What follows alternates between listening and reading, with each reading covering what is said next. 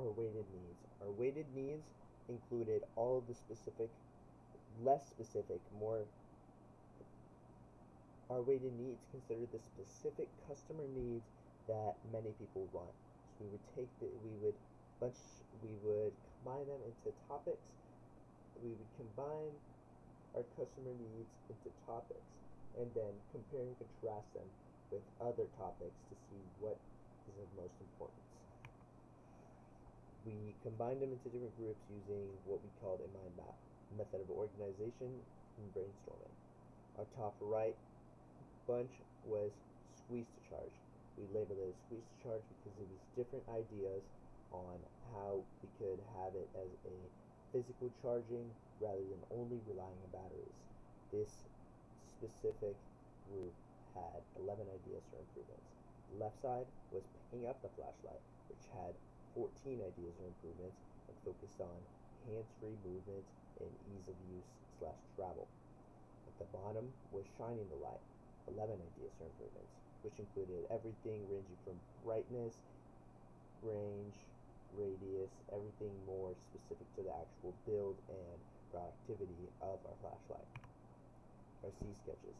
Our C sketches were original sketches for ideas, almost our first actual brainstorming to what our redesign would look like. The two left ones were ergonomic designs. Our top left ergonomic design was one of our 4 that we chose to implement later, or pursue later, and compare and contrasting to find our final design. Our top right is what we believe to be a gas-powered flashlight. Bottom right, the helmet flashlight, which would later be our final design. We also had 2 more on the left of the ergonomic designs. Top right was a more basic design of a flashlight, also hand cranked with a lever. It was very similar to the pig flashlight, but a simpler design without the pig.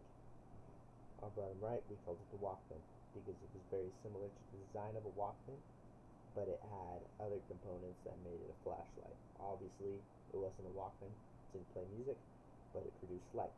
We had a cap and many other components that would focus through one flashlight at the end. The pew chart. We took our top 4 of what we thought were the best designs out of our brainstorming and put it into a pew chart. Our pew chart allowed us to select the specific customer needs, or what we thought was the most important customer needs, and compare each of the 4 to each other. So we take one as the control, and we would compare each of the customer needs to the 3 other designs. For example, a 0 would mean that a 0 for quality in the helmet would mean that the quality for both the first ergonomic handle and the helmet were equal. A -1 would mean it was less, and a +1 would mean that what it is being compared to is better. Benchmarking. While doing this, other team members would put our flashlights through trials. We were testing different flashlights in ways such as figuring out the brightness levels, so after a certain amount of trials, what were the decibels the light would be at. We would measure the range, which was how far the flashlight would reach, and the radius the flashlight would cover. We also determined other benchmarks such as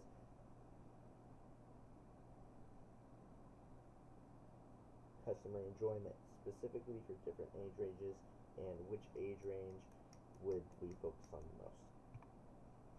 The manufacturing process. Our manufacturing process started from connecting the dynamo to the rechargeable battery, which will convert mechanical energy from the hand crank into electrical energy to charge the battery. Second step, installation of the LED light. Connect the LED to better and include the on and off switch in the circuit. Include the adjustable lens or reflector to focus the light beam. Use the wires to connect the dynamo battery, the LED light, and the on and off switch. Place all these securely in the headlamp casing and attach the adjustable strap to the sides. Our manufacturing process includes these components: the LED light, the adjustable lens or reflector, the dynamo or the hand crank generator, rechargeable battery, on and off switch, wires, headlamp casing, adjustable hand strap, screwdriver and screws, and insulating tape. The cost of all these materials would be $32, not including the labor cost, which is $8, giving us a total cost of $40.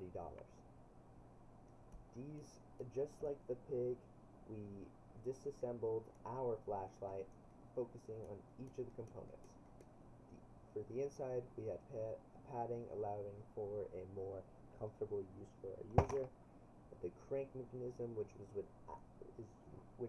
what would actually give our flashlight power, will connect everything together.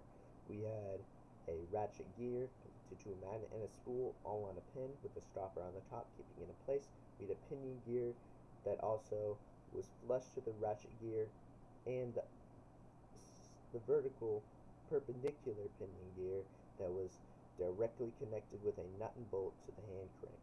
So as the hand crank turned, it would turn the pinion gear, the first pinion gear, the smaller one, which would also turn the ratchet gear. All this held together by a nut and bolt that would be pre-assembled. On the right side, we have the helmet base. We have everything disconnected, so the slider, along with the slider case, that was all connected with 2 screws, the power button border, which would have its own screw, and the power button itself, which would be connected to transmitters, transmitting it to the LED cap and the power button console, and it would be sitting on top of the screw, allowing for a more enjoyable design. At the bottom, we have what is our main attraction, the LED. The LED would be connected to a battery pack, the power button console, which would connect to the power button, the slider console connecting to the slider, the brightness slider itself, and then we have the lens cap that would hold it all together. On the bottom right side, we have the helmet strap. The strap can change the shin pad, allowing for more comfortable use, and an adjustable chin strap to keep it secure on your head. This is what makes us better. The illuminator is the left side, pig is the right side. The illuminator costs $40, a lot more, almost $20 more than the piggy. But ours is better for many reasons. Our design. The illuminator is a better design than the piggy design because of the different features our design offers, and like design. The illuminator is a better design than the piggy design because of the different features that our design has to offer, like how the crank in our design is much more efficient than the lever on the piggy design. The design for the piggy, although it costs less, our design makes more durable material than the piggy design is made of, because the pig is mostly made of plastic, cheap other materials that can break really easy.